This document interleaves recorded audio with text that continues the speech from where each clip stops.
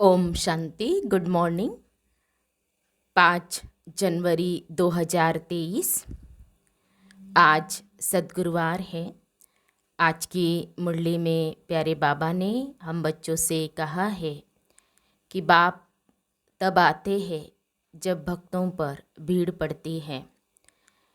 सबको सद्गति देने के लिए बाबा आते हैं। बाबा ने कहा है कि विकर्माजीत वही बच्चे बन सकते हैं जो कर्म अकर्म विकर्म की गति को जानते हैं और जो अपने कर्म को श्रेष्ठ बनाते हैं, कर्म को कूटते नहीं हैं, वो विकर्माजीत बनते हैं। और फिर प्यारे बाबा ने कहा है, इस समय बाबा डबल सर्विस करते हैं। इस समय अर्थात संगम युग में आत्मा और शरीर दोनों को पावन बनाने की सर्विस एक बाप के सिवाय और कोई कर ही नहीं सकता। तो अभी हम सुनते हैं प्यारे बाबा के मधुर महावाक्य, ईश्वरीय महावाक्य, मीठी मुरली। आज बाबा कहते हैं, मीठे बच्चे, भक्तों पर जब भीड़ पड़ी है, विपदा आई है, तब बाप आए हैं ज्ञान से गति सद्गति करने। आज की मुरली में 2 प्रश्न हैं। पहला, विकर्माजीत कौन बनते हैं? विकर्माजीत बनने वालों की निशानी क्या होगी?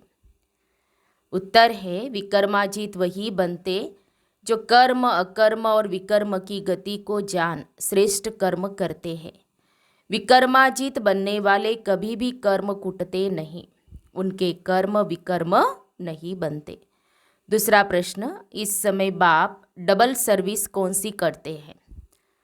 उत्तर है, आत्मा और शरीर दोनों को पावन भी बनाते और फिर अपने साथ वापस घर भी ले जाते हैं। चरित्र एक बाप के है, मनुष्यों के हो नहीं सकते। मुरली में गीत बजा है, ओम नमो शिवाय। ओम शांति। यह गीत बच्चों ने सुना। जो भी भक्ति मार्ग वाले हैं वह ऐसे गीत गाते हैं। घोर अंधियारे से उजियारा चाहते हैं और दुख से छूटने की पुकार करते रहते हैं। तुम तो हो शिववंशी ब्रह्मा कुमार कुमारिया। यह तो समझने की बात है। इतने बच्चे कुकवंशावली तो हो नहीं सकते, जरूर मुखवंशावली होंगे। श्री कृष्ण को इतनी रानियां अथवा बच्चे नहीं थे। गीता का भगवान तो राजयोग सिखलाते हैं, तो जरूर मुखवंशावली होंगे। प्रजापिता अक्षर तो नामी ग्रामी है। इनके मुख से बाप आकर ब्राह्मण धर्म रचते हैं। प्रजापिता नाम बाप का शोभता है। अब तुम प्रैक्टिकल में उस बाप के बने हो। वह तो कह देते कि श्री कृष्ण भी भगवान था, शिव भी भगवान था। रुद्र भगवान के बदले श्री कृष्ण का नाम डाल दिया है।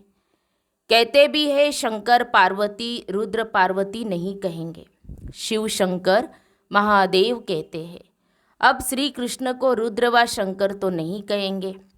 भक्त गाते हैं परंतु भगवान को नहीं जानते। भारत में वास्तव में सच्चे सच्चे भक्त वह है जो पूज्य थे, वही अब पुजारी बने हैं।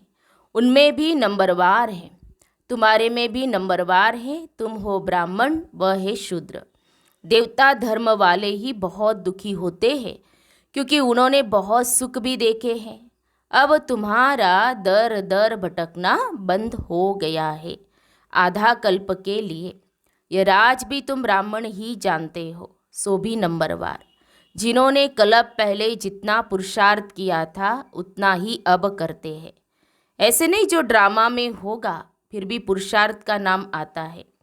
ड्रामा को बच्चों से पुरुषार्थ कराना ही है। जैसा पुरुषार्थ वैसा पद मिलेगा। हम जानते हैं कल्प पहले भी ऐसा पुरुषार्थ किया था, ऐसे सितम हुए थे, यज्ञ में विघ्न पड़े थे। तुम बच्चे जानते हो बाबा फिर से आया हुआ है। कल्प पहले भी इसी समय आया था जबकि अंग्रेजों का राज्य था। जिनों से कांग्रेस ने राज्य लिया, फिर पाकिस्तान हुआ। यह कल्प पहले भी हुआ था। गीता में यह बातें नहीं हैं। आखिर समझ जाएंगे कि बरोबर अब वही समय है। कोई कोई समझते हैं कि ईश्वर आ गया है। जब महाभारी लड़ाई लगी थी तो भगवान आया था। कहते ठीक है, सिर्फ नाम बदल दिया है। रुद्र नाम लेवे तो भी समझे कि ठीक है। रुद्र ने ज्ञान यज्ञ रचा था जिससे दुनिया की विपदा टली थी। यह भी धीरे धीरे तुम्हारे द्वारा पता लग जाएगा। इसमें अभी समय पड़ा है, नहीं तो यहाँ ऐसी भीड़ मच जाए जो तुम पढ़ भी न सको। यहाँ भीड़ का कायदा नहीं है, गुप्त वेश में काम चलता रहेगा। अब कोई बड़ा आदमी यहाँ आए तो कहेंगे इनका माथा खराब है, ये तो बाप तुम बच्चों को पढ़ा रहे हैं। देवता धर्म तो भगवान आकर रचेगा ना। वह अब आया है नई दुनिया रचने, भक्तों की भीड़ अर्थात विपदा उतारने। विनाश के बाद तो कोई दुख होगा नहीं। वहाँ सत्युग में भक्त होते नहीं, न कोई ऐसे कर्म करेंगे जो दुखी हो। बम्बई से रमेश भाई का फ़ोन आया। बाबा ने कहा कि बम्बई से रमेश भाई का फ़ोन आया, बाप दादा चले आते हैं तो बच्चे उदास होते हैं। बाबा साकार में जब ब्रह्मा बाबा थे तो मुंबई गए होंगे, फिर वापस आए होंगे। तो बाबा कह रहे हैं बाप दादा चले आते हैं तो बच्चे उदास होते हैं। जैसे स्त्री का पति विलायत में जाता है तो याद में रो पड़ती है। तो बाबा ने कहा वह है जिस्मानी संबंध। यहाँ बाबा के साथ रूहानी संबंध है। बाबा से बिछुड़ते हैं तो प्रेम के आंसू आ जाते हैं। जो सर्विसेबल बच्चे हैं बाबा को उनका कदर है। सपूत बच्चों को फिर बाप का कदर रहता है। शिव बाबा का तो बहुत ऊंचे ते ऊंचा संबंध है, उनसे ऊंच संबंध कोई होता नहीं। तो शिव बाबा तो बच्चों को अपने से भी ऊंच बनाते हैं। पावन तो तुम बनते हो, परंतु बाप समान एवर पावन नहीं हो सकते। हाँ, पावन देवता बनते हो। बाप तो ज्ञान का सागर है, हम कितना भी सुने तो भी ज्ञान सागर नहीं बन सकते। वो ज्ञान का सागर आनंद का सागर है। बच्चों को आनंदमय बनाते हैं और तो सिर्फ नाम रखवाते हैं। इस समय दुनिया में भक्त माला बड़ी लंबी चौड़ी है। तुम्हारी है 16,108 की माला। भक्त तो करोड़ों है। या भक्ति की बात नहीं, ज्ञान से ही सद्गति होती है। अब तुमको भक्ति की जंजीरों से छुड़ाया जाता है। बाबा कहते हैं सब भक्तों पर जब भीड़ होती है तब मुझे आना पड़ता है, सभी की गति सद्गति करने। स्वर्ग के देवताओं ने जरूर ऐसे कर्म किए हैं तब इतना उच्च पद पाया है। कर्म तो मनुष्यों के चले आते हैं, परंतु वहाँ कर्म कुटते नहीं। यहाँ कर्म विकर्म बनते हैं क्योंकि माया है। वहाँ माया होती नहीं। तुम विकर्माजीत बनते हो। जिन बच्चों को अभी कर्म अकर्म और विकर्म की गति समझाता हो वही विकर्माजीत बनेंगे। कल्प पहले भी तुम बच्चों को राजयोग सिखाया था, वही अब भी सिखला रहा हो।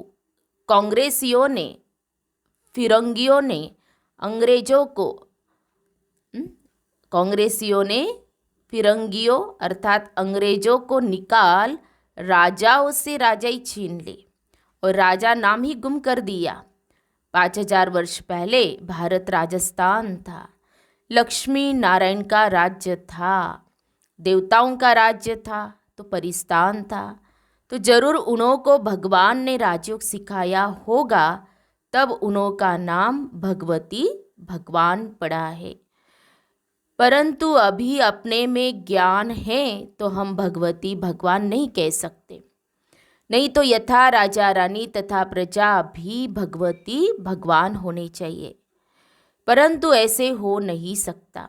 लक्ष्मी नारायण का नाम भी प्रजा में कोई अपने ऊपर रख न सके, लॉ नहीं है। विलायत में भी राजा का नाम कोई अपने ऊपर नहीं रखेंगे, उनकी बहुत इज्जत करते हैं। तो बच्चे समझते हैं 5,000 वर्ष पहले बाप आया था, अब भी बाप आया है दैवी राजस्थान स्थापन करने। शिव बाबा का आना भी अब हुआ है। वह है पांडवों का पति, न कि श्री कृष्ण। तो बाप पंडा बनकर आया है वापिस ले जाने के लिए और नई सतयुगी दुनिया रचने के लिए। तो जरूर ब्रह्मा द्वारा ही ब्राह्मण रचेंगे। मुख्य गीता को ही खंडन कर दिया है। अब बाप समझाते हैं, मैं श्री कृष्ण नहीं हूँ। मुझे रुद्र व सोमनाथ कह सकते हैं। तुमको ज्ञान सोमरस पिला रहा हूँ। बाकी लड़ाई आदि की कोई बात नहीं। तुमको योग बल से राजाई का माखन मिल जाता है। श्री कृष्ण को माखन जरूर मिलता है। यह है श्री कृष्ण के अंतिम जन्म की आत्मा। इनको ब्रह्मा सरस्वती को भी बाप ऐसे कर्म सिखला रहे हैं जो भविष्य में लक्ष्मी नारायण बन जाते हैं।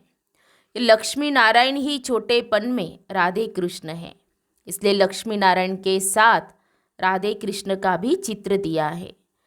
बाकी इनकी कोई बड़ाई नहीं है, चरित्र है एक गीता के भगवान का। वह शिव बाबा बच्चों को भिन्न भिन्न साक्षात्कार कराते हैं। बाकी मनुष्य के कोई चरित्र नहीं है। क्राइस्ट आदि ने भी आकर धर्म स्थापन किया, सो तो सभी को अपना पार्ट बजाना ही है।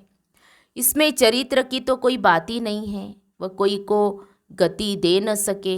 अब बेहद का बाप कहते हैं कि मैं तुम बच्चों की डबल सर्विस करने आया हूँ, जिससे तुम्हारी आत्मा और शरीर दोनों पवित्र हो जाएंगे। सभी को वापस घर मुक्ति धाम में ले जाता हूँ, फिर वहाँ से अपना अपना पार्ट बजाने आएंगे। कितना अच्छी रीति बच्चों को समझाते हैं। इन लक्ष्मी नारायण के चित्र पर समझाना बड़ा सहज है। त्रिमूर्ति और शिव बाबा का चित्र भी है। कोई कहते हैं त्रिमूर्ति न हो, जैसे कोई कहते हैं श्री कृष्ण के चित्र में 84 जन्मों की कहानी न हो। लेकिन हम तो सिद्ध कर बतलाते हैं, जरूर पहले नंबर वाले श्री कृष्ण को सबसे जास्ती जन्म लेने पड़ेंगे। नई नई पॉइंट्स तो रोज आती हैं, परंतु धारणा भी होनी चाहिए। सबसे सहज है लक्ष्मी नारायण के चित्र पर समझाना। मनुष्य थोड़े ही कोई भी चित्र का अर्थ समझते हैं, उल्टा सुल्टा चित्र बना देते हैं। नारायण को 2 भुजाएं तो लक्ष्मी को 4 भुजाएं दे देते हैं। सतयुग में इतनी भुजाएं होती नहीं। सूक्ष्म वतन में तो है ही ब्रह्मा विष्णु शंकर, उन्हों को भी इतनी भुजाएं हो नहीं सकती। मूल वतन में है ही निराकारी आत्माएं। फिर यह 8-10 भुजा वाले कहाँ से रहने वाले, कहाँ के रहने वाले हैं? मनुष्य सृष्टि में रहने वाले पहले पहले है लक्ष्मी नारायण 2 भुजा वाले, परंतु उनको 4 भुजाएं दे दी हैं। नारायण को सावरा तो लक्ष्मी को गोरा दिखाते हैं। तो उनके जो बच्चे होंगे वह कैसे और कितनी भुजाओं वाले होंगे? बाबा पूछ रहे हैं, क्या बच्चे को 4 भुजा और बच्ची को 2 भुजा होंगी क्या? ऐसे ऐसे प्रश्न पूछ सकते हो। बच्चों को समझाया है, हमेशा ऐसे समझो कि हमको शिव बाबा मुरली सुनाते हैं। कभी यह माना ब्रह्मा बाबा भी सुनाते हैं। शिव बाबा कहते मैं गाइड बनकर आया हूँ, यह ब्रह्मा है मेरा बच्चा बड़ा। कहते हैं ना त्रिमूर्ति ब्रह्मा, त्रिमूर्ति शंकर व विष्णु नहीं कहेंगे, महादेव शंकर को कहते हैं। फिर त्रिमूर्ति ब्रह्मा क्यों कहते हैं? इसने प्रजा रची है तो यह उनकी माना शिव बाबा की वन्नी युगल बनते हैं। शंकर व विष्णु को वन्नी नहीं कहेंगे।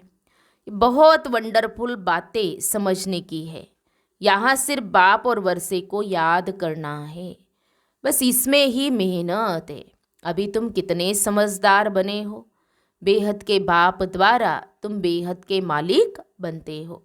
यह धरती, यह आसमान सब तुम्हारा हो जाएगा। ब्रह्मांड भी तुम्हारा हो जाएगा।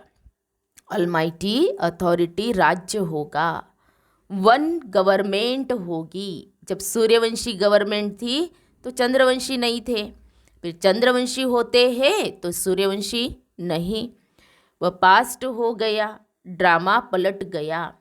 यह बड़ी वंडरफुल बातें हैं। बच्चों को कितना खुशी का पारा चढ़ना चाहिए। बेहद के बाप से हम बेहद का वर्षा जरूर लेंगे। उस पति को कितना याद करते हैं। यह बेहद की बादशाही देने वाला है। ऐसे पतियों के पति को कितना याद करना पड़े, कितनी भारी प्राप्ति होती है। वह तुम कोई से कभी भीख नहीं मांगते हो, वह गरीब होते नहीं। बेहद का बाप भारत की झोली भर देते हैं। लक्ष्मी नारायण के राज्य को गोल्डन एज कहा जाता है। अब है आयरन एज, फर्क देखो कितना है। तो बाप कहते हैं मैं बच्चों को राजयोग सिखला रहा हूँ। तुम 100 देवी देवता थे, फिर क्षत्रिय वैश्य शूद्र बने, अब फिर 100 ब्राह्मण बने हो, फिर 100 देवता बनेंगे। इस 84 के चक्र को तुम याद करो। चित्रों पर समझाना बड़ा सहज है। जब देवी देवताओं का राज्य था तो कोई और राज्य नहीं था, एक ही राज्य था, बहुत थोड़े थे। उसको कहा जाता है स्वर्ग। वहाँ पवित्रता भी थी, सुख शांति भी थी। पुनर्जन्म लेते लेते नीचे आए हैं। 84 जन्म भी इन्होंने लिए हैं। यही तमो प्रधान बन जाते हैं। फिर उन्हों को ही सतो प्रधान होना है। सतो प्रधान कैसे बने, जरूर सिखलाने वाला चाहिए। सिवाय बाप के कोई सिखला न सके। तुम जानते हो शिव बाबा इनके बहुत जन्मों के अंत में इनमें प्रवेश करते हैं। कितना साफ करके समझाते हैं। अच्छा मीठे मीठे सिखिल दे बच्चों प्रति माता पिता बाप दादा का याद प्यार और गुड मॉर्निंग। रूहानी बाप की रूहानी बच्चों को नमस्ते। हम रूहानी बच्चों की रूहानी बाप दादा को याद प्यार और नमस्ते नमस्ते। ओम शांति ओम शांति ओम शांति। गुड मॉर्निंग बाबा, शुक्रिया बाबा, थैंक्स बाबा, पद्मा पदम शुक्रिया बाबा आपका। धारणा के लिए मुख्य सार। आज की मुरली का सार 2 पॉइंट में। पहली पॉइंट, एक बाप से ही सर्व रूहानी संबंध रखने हैं। सर्विसेबल बच्चों का कदर रखना है। आप समान बनाने की सेवा करनी है। दूसरी पॉइंट, बेहद बाप द्वारा हमें बेहद विश्व का राज्य भाग्य मिल रहा है। धरती आसमान सब पर हमारा अधिकार होगा। इस नशे और खुशी में रहना है। बाप और वर्षे को याद करना है। प्यारे बाबा का वरदान है, बालक और मालिकपन के बैलेंस से पुरुषार्थ और सेवा में सदा सफलता मूर्त भव। सदा यह नशा रखो कि बेहद बाप और बेहद वर्षे का बालक सो मालिक हो। लेकिन जब कोई राय देनी है, प्लान सोचना है, कार्य करना है तो मालिक होकर करो। और जब मेजॉरिटी द्वारा या निमित्त बनी हुई आत्माओं द्वारा कोई भी बात फाइनल हो जाती है तो उस समय बालक बन जाओ। किस समय राय बहादुर बनना है, किस समय राय मानने वाला, यह तरीका सीख लो तो पुरुषार्थ और सेवा दोनों में सफल रहेंगे। स्लोगन है, निमित्त और निर्माण चित्त बनने के लिए मन और बुद्धि को प्रभु अर्पण कर दो। निमित्त और निर्माण चित्त बनने के लिए मन और बुद्धि को प्रभु अर्पण कर दो। तो हम सब ने सुने प्यारे बाबा के मधुर महावाक्य। आज प्यारे बाबा ने हम बच्चों को अटेंशन दिलाया कि बच्चे अपने कर्मों को श्रेष्ठ बनाओ, कर्मों के ऊपर ध्यान देना है। तो बाबा ने यही कहा कि विक्रमाजीत बनने वाले जो बच्चे होते हैं उनके जो कर्म होते हैं वो श्रेष्ठ कर्म होते हैं। वो कर्म कभी कूटते नहीं हैं। तो और सबसे श्रेष्ठ कर्म है स्वयं को आत्मा समझकर बाबा को याद करना और बाबा का परिचय देना। अच्छा, ओम शांति।